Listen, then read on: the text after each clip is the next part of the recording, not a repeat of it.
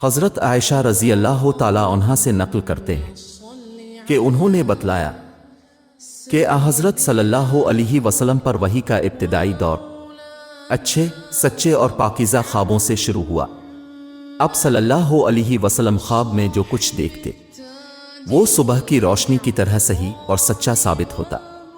پھر قدرت کی جانب سے اب صلی اللہ علیہ وسلم تنہائی پسند ہو گئے اور اب صلی اللہ علیہ وسلم نے غاری حرا میں خلوت نشینی اختیار فرمائی اور کئی دن اور رات وہاں مسلسل عبادت اور یاد الہی و ذکر و فکر میں مشغول رہتے۔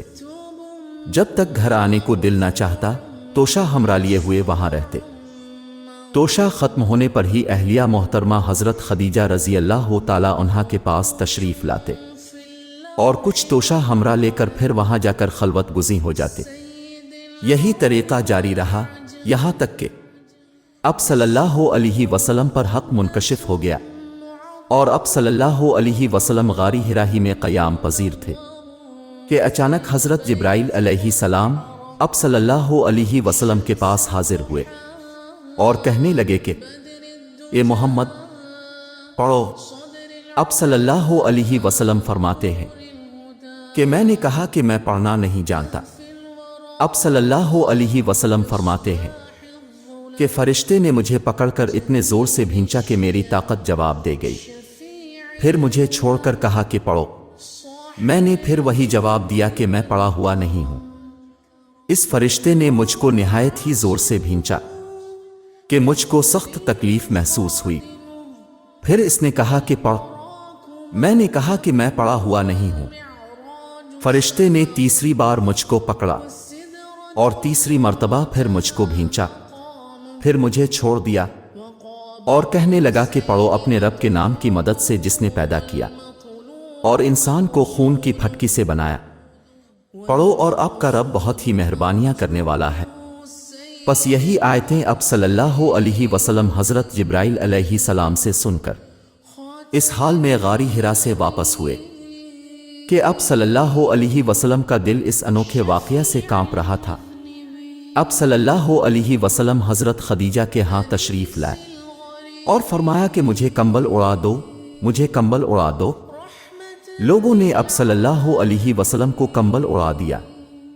جب اب صلی اللہ علیہ وسلم کا ڈر جاتا رہا تو اب صلی اللہ علیہ وسلم نے اپنی زوجہ محترمہ حضرت خدیجہ رضی اللہ تعالی عنہا کو تفصیل کے ساتھ یہ واقعہ سنایا اور فرمانے لگے کہ مجھ کو اب اپنی جان کا خوف ہو گیا ہے۔ اب صلی اللہ علیہ وسلم کی اہلیہ محترمہ حضرت خدیجہ رضی اللہ تعالی عنہا نے اب صلی اللہ علیہ وسلم کی ڈھارس بندھائی اور کہا کہ اب کا خیال صحیح نہیں ہے۔ خدا کی قسم آپ کو اللہ کبھی رسوا نہیں کرے گا۔ آپ تو اخلاق فاضلہ کے مالک ہیں، آپ تو کنبہ پرور ہیں، بے کسوں کا بوجھ اپنے سر پر رکھ لیتے ہیں، مفلسوں کے لیے آپ کماتے ہیں، مہمان نوازی میں آپ بے مثال ہیں اور مشکل وقت میں آپ حق کا ساتھ دیتے ہیں۔ ایسے اوصاف حسنہ والا انسان یوں بے وقت ذلت و خواری کی موت نہیں پا سکتا۔ پھر مزید تسلی کے لیے حضرت خدیجہ رضی اللہ تعالی عنہا اب صلی اللہ علیہ وسلم کو ورقہ بن نوفل کے پاس لے گئیں جو ان کے چچا زاد بھائی تھے اور زمانہ جاہلیت میں نصرانی مذہب اختیار کر چکے تھے اور عبرانی زبان کے کاتب تھے، چنانچہ انجیل کو بھی حسب منشائے خداوندی عبرانی زبان میں لکھا کرتے تھے۔ وہ بہت بوڑھے ہو گئے تھے، یہاں تک کہ ان کی بینائی بھی رخصت ہو چکی تھی۔ حضرت خدیجہ رضی اللہ تعالی عنہا نے ان کے سامنے اب صلی اللہ علیہ وسلم کے حالات بیان کیے اور کہا کہ اے چچا زاد بھائی، اپنے بھتیجے محمد صلی اللہ علیہ وسلم کی زبانی ذرا ان کی کیفیت سن لیجئے۔ وہ بولے کہ بھتیجے اپنے جو کچھ دیکھا ہے اس کی تفصیل سناؤ۔ چنانچہ اب صلی اللہ علیہ وسلم نے از اول تا آخر پورا واقعہ سنایا، جسے سن کر ورقہ بے اختیار ہو کر بول اٹھے کہ یہ تو وہی ناموس یعنی معزز راز دان فرشتہ ہے جسے اللہ نے حضرت موسیٰ علیہ السلام پر وحی دے کر بھیجا تھا۔ کاش میں آپ کے اس عہدے نبوت کے شروع ہونے پر جوان عمر ہوتا، کاش میں اس وقت تک زندہ رہتا۔ جبکہ آپ کی قوم آپ کو اس شہر سے نکال دے گی۔ رسول کریم صلی اللہ علیہ وسلم نے یہ سن کر تعجب سے پوچھا کہ کیا وہ لوگ مجھ کو نکال دیں گے؟